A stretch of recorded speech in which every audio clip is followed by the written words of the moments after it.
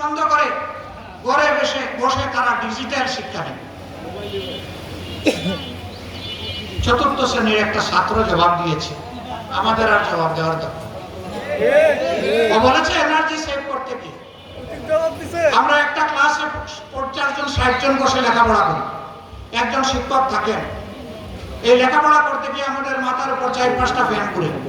এখন বলতেছেন বাসায় বসে শিক্ষা নেব, তো বাসা তো এক একজনের আলাদা, তাহলে 60 জনের মাথার উপরে 60টা ফ্যান ঘুরে, এনার্জি সেভ করলেন কোথায় আপনারা? আপনারা উল্টা পথে চলতেছেন। সে বলেছে এমনি শিশুরা ডিভাইসে আসক্ত হয়ে পড়েছে, এখন আবার ডিভাইসে আপনারা আসক্ত করার জন্য শিশুদেরকে ঘরে বন্দী করছে। এটা আমাদের ভবিষ্যৎ প্রজন্মকে ধ্বংস করার সামিল, আমরা মেনে নেব না। একদিনের জন্য আমরা চাই না সবার আগে ডিজিটাল ক্লাস শুরু হয়ে যাক। হ্যাঁ, বাস্তবতার আলোকে কোনো তেল যদি পাওয়া না যায়, রাষ্ট্রের সব কিছু যদি অচল হয়ে যায়, সব শেষে সিদ্ধান্ত নিতে হবে শিক্ষার ব্যাপারে, এর আগে নয়। শিক্ষা জাতির মেরুদণ্ড, এই মেরুদণ্ড ভেঙে নেওয়া হয়েছে একবার করোনার সময়, কোন সুরত উঠে দাঁড়ানোর চেষ্টা করা হচ্ছে, আবার ভেঙে দিবেন, আমরা তা মানব না।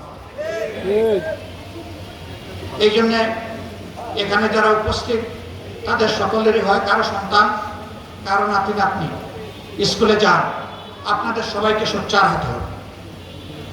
আপনারা বলে দিবেন আমাদের শিশুদের উপরে প্রথমে এই হাতিয়ার চালাবেন, আমরা তা হতে দেব না। সম্মানিত ভাই বন্ধুগণ, এই এলাকার যে দাবিগুলো আছে ইনশাআল্লাহ আপনাদেরকে সাথে নিয়ে আমরা সমাধান করব। আমার উপর যেহেতু জাতীয় পর্যায়ের দায়িত্ব আছে, আপনাদের ভালোবাসা আগামী দিনে পাবো। শুধু এই এলাকা নয়, বাংলাদেশের জন্য কি করতে পারি আমি সেই পরামর্শ এবং দোয়াও আপনাদের কাছ থেকে চাই। আমি সেদিন সংসদে দাঁড়িয়ে বলেছি, মাননীয় সরকারি দল, এই গদি চিরস্থায়ী কারোর জন্য নয়। আজকে যে জায়গায় আপনারা বসেছেন সে জায়গায় বসে অনেকে দীর্ঘদিন দেশ চালিয়েছেন, আজকে এই সংসদে তাদের একজন হয়। আমি যে জায়গায় বসে আছি এই জায়গায় একদিন আপনারা বসেছিলেন, এখন আল্লাহ তাআলা আপনাদেরকে ওই জায়গায় নিয়ে গিয়েছেন। মনে রাখবেন, অতীতে সরকারি দল বিরোধী দল অনেকেই এখন সংসদে আসতে পারছে। সুতরাং ভুলে যান কে সরকারি দল আর কে বিরোধী দল, বরঞ্চ সম্মান করুন জনগণকে, অধিকারের জন্য অধিকার দেওয়ার জন্য চেষ্টা করুন, আল্লাহ সম্মানিত করবেন। আজান হয়ে গেছে, আপনাদেরকে আবারও শুকরিয়া কৃতজ্ঞতা, ধন্যবাদ। দেখা হবে ইনশাআল্লাহ। অফিস চালু হলে আপনাদের দাওয়াত থাকলো এবং সংসদেও আপনাদের দাওয়াত থাকলো।